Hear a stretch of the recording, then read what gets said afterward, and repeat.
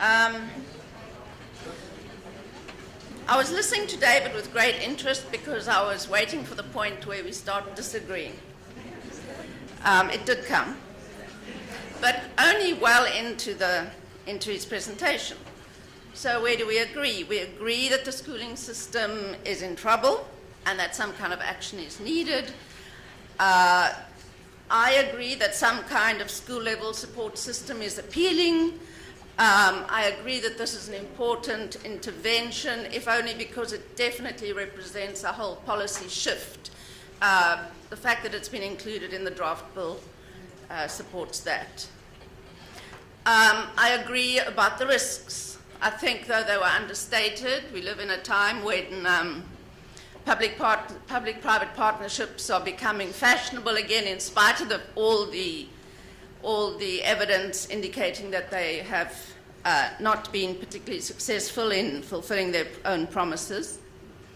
And I think in that environment where the World Bank is pushing for public-private partnerships, but profit-based ones, I agree that this is not, at this point, represented as a profit-based system.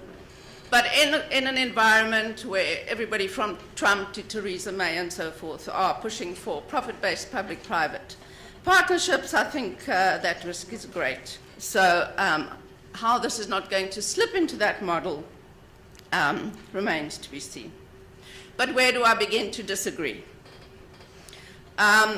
Yusuf has already helped me by speaking at some length about how the boundary between public and private is very slippery, and that it's not easy to categorize particular provisions as one or the other.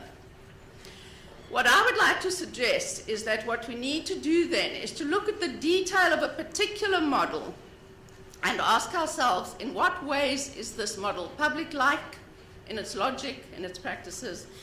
In what ways is it private-like? But more importantly, what does this mean for both the learners in those schools, the schools themselves, and for the rest of the system? And so I'd like to ask 4 questions about this particular model. It's a school improvement model. There are different approaches to changing education in the literature. One of them is called school improvement. This one could broadly fall under that heading. And it's in general terms, a school improvement model is one that, as it's represented in the literature, one that I have great sympathy for. So what then are the four questions? First of all, when we want to assess a particular model, and I'm basing this very much on literature and education, and everything I say about the model is based, by the way, on either presentations relating to the model that I've attended or documentation relating to the model that I've read. Yeah, those 2 sources, and some information about early implementation. So the 4 questions that I think we need to consider. The first is, what is the relationship between the school and all other levels of provision, that is the circuit, the district, the province, and so forth? The second is, how does accountability work? We use this word accountability so loosely as if it means only one thing, and in fact there are very different modes of accountability. Accountability can work in very different ways. The third is, how does this model position the relationship between schools and communities, including particularly, of course, parents? And the last is, what is the theory of change in the model? In other words, what are the principles and guidelines regarding how change will be affected in the daily activities of teachers, school leaders, circuit officials, district officials, and so on. So if we look at the model in relation to these 4, and we ask ourselves, not only is this private or public-like in the way the answer to the question is, the way the model answers these questions, but is it beneficial or not? Is it positive in terms of achieving its goals and in its effect on the schooling system? First Firstly, with regard then to the relationship between the school and the rest of the schooling system. Research suggests that a good, that is productive and sustainable school improvement strategy should improve practices not only in the school itself, but also improve practices in the relation between the school and the system. And every time I say system, I'm meaning circuit, district, province, and for that matter, national. Now, one important consideration here is that by no means all the factors that contribute to either good or bad performance are located at the level of the school. And so logically, these cannot all be addressed at the level of the school. The teaching and learning in the school is affected by, for example, the availability of resources, obviously, and that's affected by our fee structure, which, by the way, I think renders at least half our so-called public system semi-private.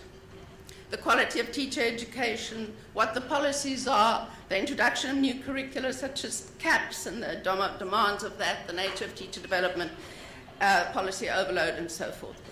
So all of these issues do not sit primarily, necessarily, and only at the level of the school, and cannot be addressed only at the level of the school.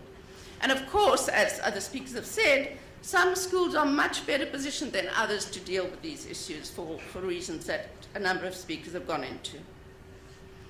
Now, research in South Africa, and I like quoting the ministerial report of 2007 just because it's very accessible and summarizes a lot of other work, has shown that it's relatively, no, not easy, but it's not uncommon for schools to initiate improvement from within the school.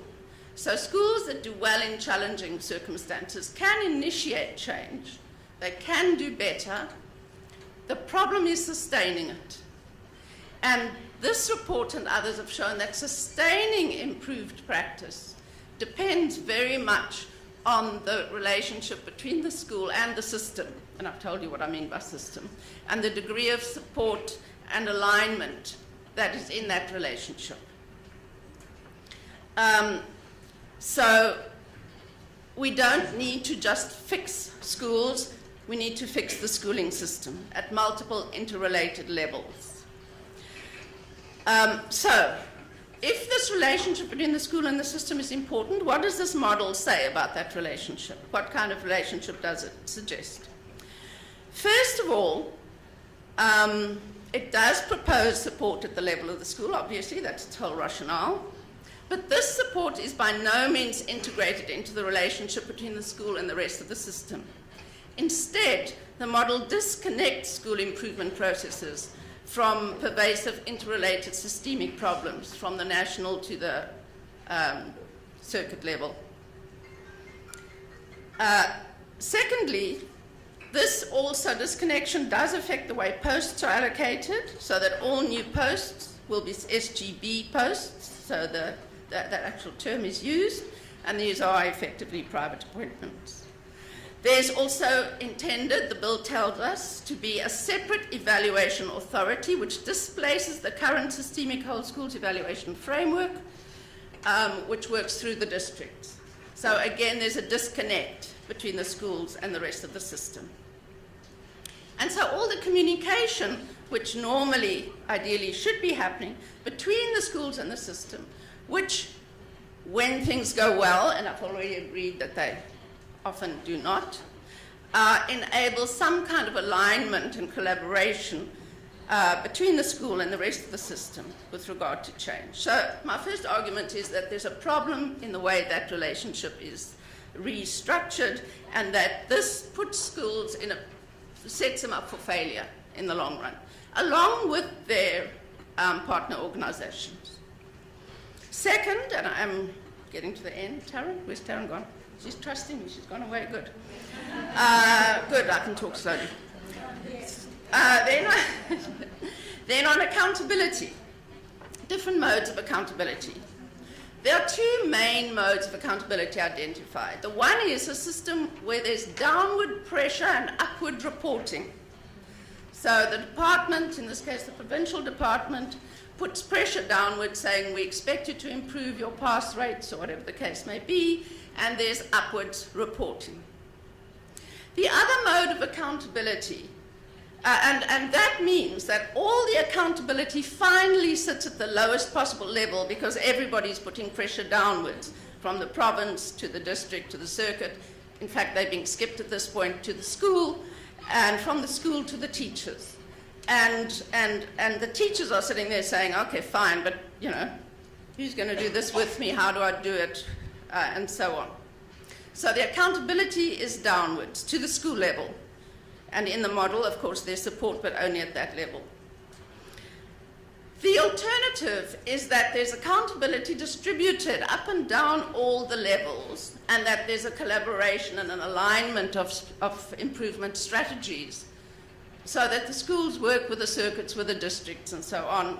And even in terms of, for example, curriculum. If we have curricula which are making it difficult, and we do, I would argue, have a curriculum that is making it difficult for schools to do well, we need some sort of process whereby that can be communicated back upwards and that can be addressed, instead of a situation where teachers are simply punished and schools with their partners are simply punished for something that actually should be addressed in other ways. So what does the model suggest? It suggests a downward type of accountability system and upward reporting by means of, and I quote, ongoing database performance management, and specifically through the tests. And this kind of accountability that goes downwards puts pressure on the schools regardless of where the problems they are facing actually arise. Now, it's also very well established in the literature that this kind of mode of accountability puts pressure on schools to produce the right numbers, but not necessarily make changes in how things are actually being done. So to give an example, if you have learners who you think are going to fail, you try to take them off your roll in some way. For example, at grade 12 level, you can have them register as private candidates.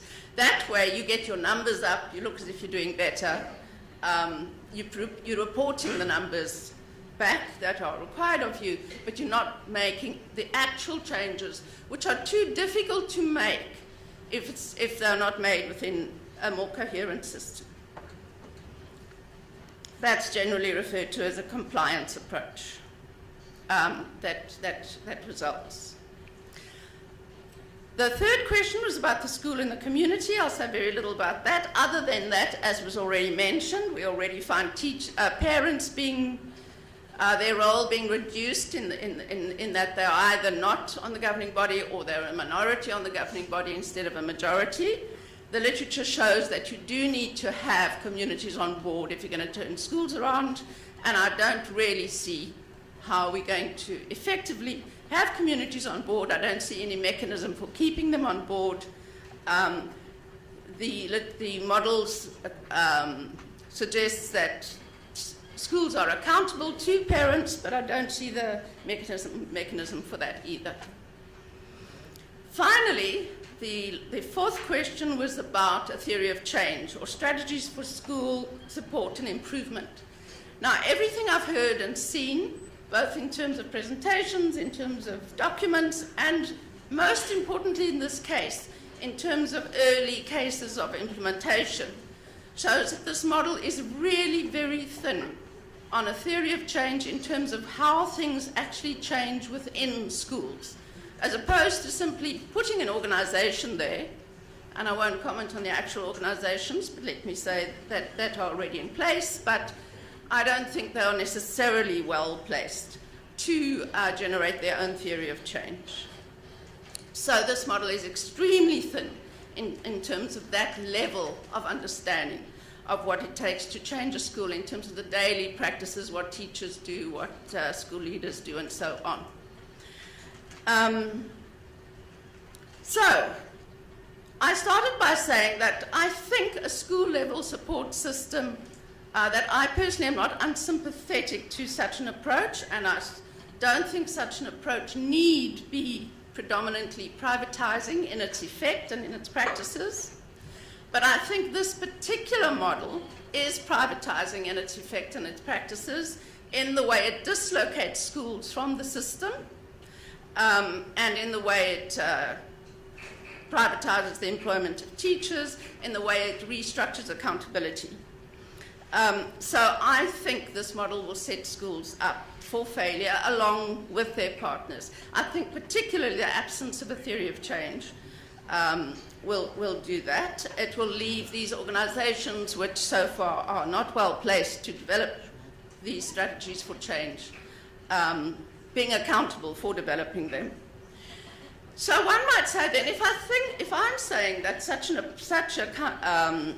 sort of intervention, if it looked very different, might be less problematic for me, and if I'm saying that I don't see it as the main criticism of it, that it is in and of itself private in a simplistic sense, but I do see its logic as problematic and having private-like qualities. If I'm saying all of that, is it possible to have a project that looks very different, that works at the level of the school, but does work with the system, is supported by a theory of change, does work with communities in a way that the literature suggests we should do, and does distribute accountability across the different levels in an appropriate way so that you can deal with issues at the level at which they arise?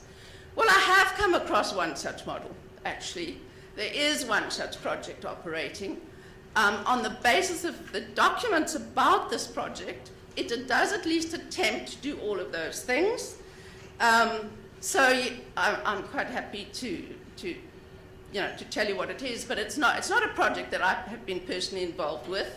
But I do think it at least illustrates that at the level of modeling, it is possible to come at this very differently, to come at this in a way that is more public-like, and to still provide support. Thank you.